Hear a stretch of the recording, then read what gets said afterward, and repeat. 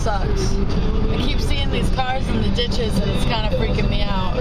So it's like there might be another one up here.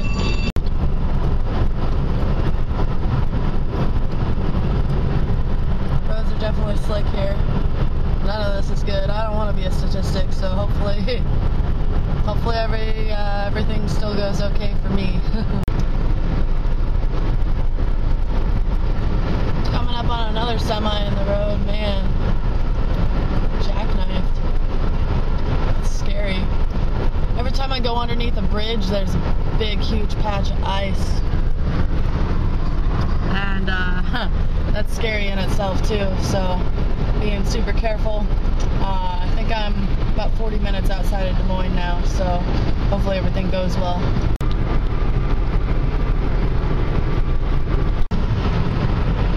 Just hit a sign saying 86 miles to Iowa City. Roads are okay. Still hitting icy patches underneath bridges. The last one was a little scary, but other than that, snow's coming down a little bit more, but I'm doing good, so.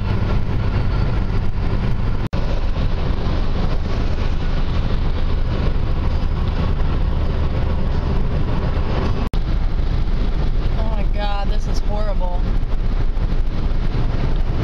You can see this here. It's big ass semis overturned. Wow, that's horrible.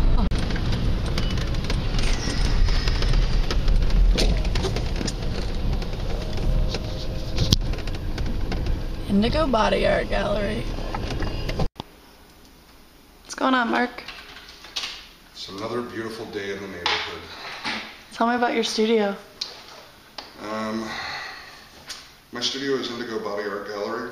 I wanted to be able to have an environment that is not just a standard traditional street shop or standard traditional custom shop or snooty art gallery. I wanted to kind of have a fusion of all of those elements to be able to work in the body art community, doing tattoos, piercings, etc., but also use the studio space aside from the procedure stations to house a small independent art gallery, so that it provides a much more artistic, or the word I kind of like is art-centric environment for customers to have work done in, and a more artistic and an inspiring environment for me to work in. It's not only comfortable for me, but it's a different aesthetic than I've seen other studios have. There's already so much negativity in the general community about this industry, about those with tattoos and those that do tattoos. You know, the general public has very, very low expectations for a tattoo studio or for a tattoo artist.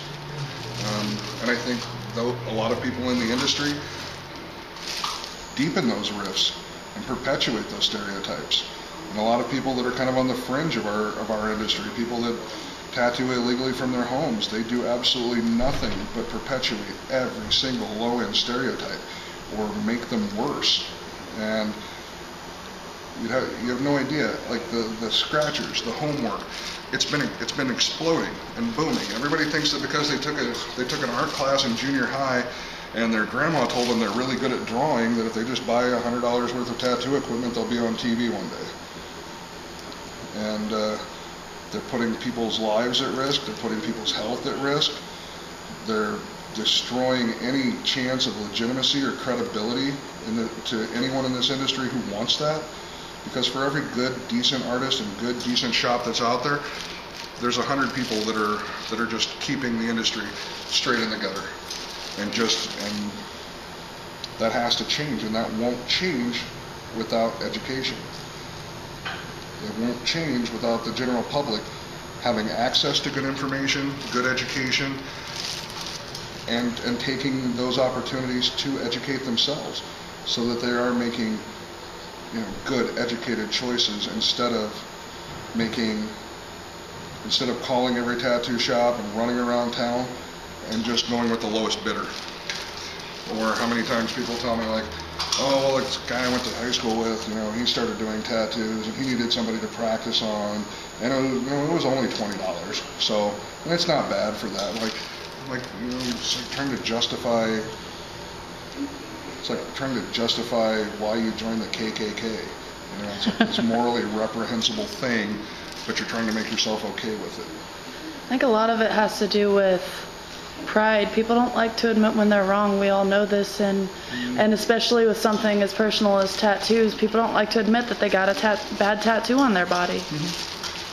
It's on my body. I got it. I paid for it. I sat for it. It's got to be good. Of course it's good. I'm so proud of it.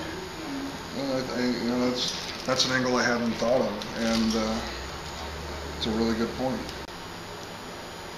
I was happy to find you, and I was honored that you agreed to come here and give your seminar, because that education piece is so important. So many people believe that because there's a couple of reality TV shows and access to YouTube, that they know everything there is to know about the industry from watching TV and watching 15-second video clips. And even more people that think that if they watch enough reality television and log in enough hours on YouTube, that substitutes for an apprenticeship. And they buy some junk on the internet and start tattooing their friends, and spend so much time with customers trying to give them options and information, and oftentimes trying to throw my portfolio in front of them so that they'll at least look at that instead of just like, what are your prices? How much is it? How soon can you do it? Those things are not as important as whether or not you're going to do the work cleanly, whether or not you're going to do the work safely, whether or not you're even skilled enough to do the tattoo that they want, to a reasonable standard.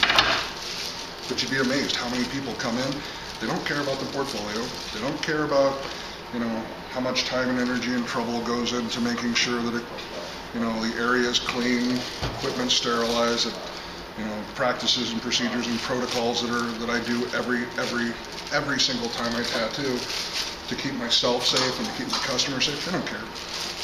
They just want to hear I can do it right now and it's going to be $12. Yeah. It's so frustrating. People need good information so that they can tell the difference between the qualified artists and the charlatans, the posers who claim to be what they're not, and end up lying to, cheating, and stealing from customers to give themselves an opportunity to earn a living. And that's why I was so excited when I saw that the links you're going through to try to put together a program to help combat the ignorance of our industry and the general public.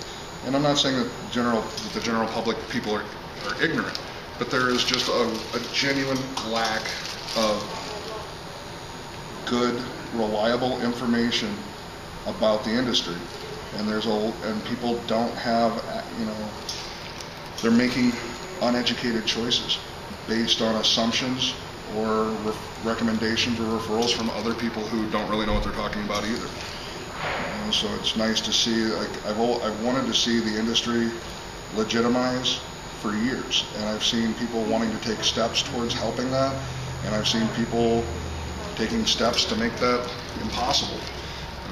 That's why I was really, like I said, I really honestly felt honored that you decided to stop here, because the cause of Beyond the Ink is honestly very, very near and dear to my own heart. And I just wish there was more I could do to help. No, I really appreciate you letting me come here and promoting and doing the seminar tonight, and just keep sharing our information, get our name out there. You're welcome here anytime. Awesome. Thank you, Mark. Well, I just left Iowa City, and I'm heading towards Chicago to meet up with Larry Brogan and Jessica Wickers, and I'm really excited about it. They've been friends for a long time, and Larry actually was one of the first people in the tattoo industry to know about, give me advice about, and support Beyond the Ink. So I'm really excited about this visit. I don't have a seminar set up in the Chicago area. The whole first leg of the tour was pretty race against time to get everything set up and organized and stuff. But I'm excited to go visit a couple shops around the Chicago area, share with you guys Tattoo City, Larry's shop, which I've been to once before. It was pretty nice little shop. I'm pretty excited to visit again. So here's what we're seeing in Iowa. It's a lot less flat than Nebraska is, but I sure can't wait for spring or summer. So